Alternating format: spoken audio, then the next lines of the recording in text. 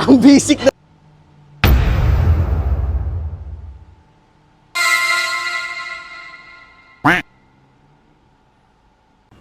Oy, sir! Oy, sir! Bakit? Anong problema niyan, sir?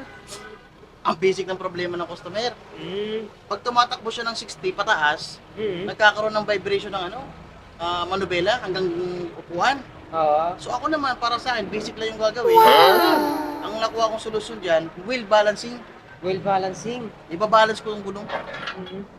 Ano naman yung purpose ng balance na yan? Ang wheel balancing kasi, bigat, dapat equally na didistribute sa buong gulong. So kaya meron tayong tire width o tingga na nilalagay dyan para pantay-pantay yung bigat. So yun ang wheel balancing. Paano Ang po ba basic gawin yung balancing na yan? Doon sa machine, mamaya papakita ko sa inyo. Sige, sige. Napaka-basic na. Okay. Mamaya, Chip, mabilib ka rin sa akin. Stop, teka lang. Oh, Chip. Pag pinabayaan na hindi balance, anong mangyayari? Ang basic na naman ang tanong mo, Chip. Anong posibleng mangyari pag hindi i-wheel balance? Oo. Siyempre, unang masisira yung gulong.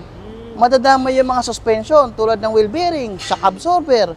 Siyempre, nagbabibrate sa loob yan, yung manubela. Ang comfortable sa may-ari, kaya dapat i-wheel balance. Mura lang naman yan, nasa 250 lang naman. Ay, mura lang naman to. Oo, magbabalance na ako, pabayaan mo na ako, Chip. Sige na. Teka lang.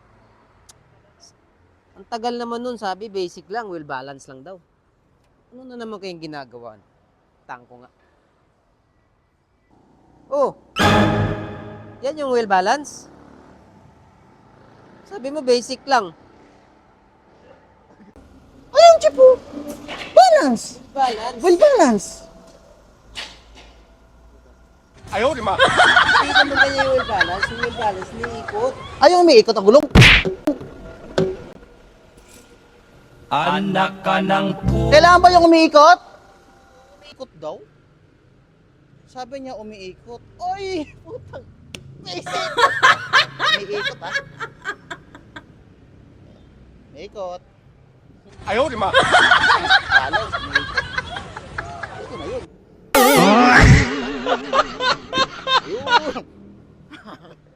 Ayun.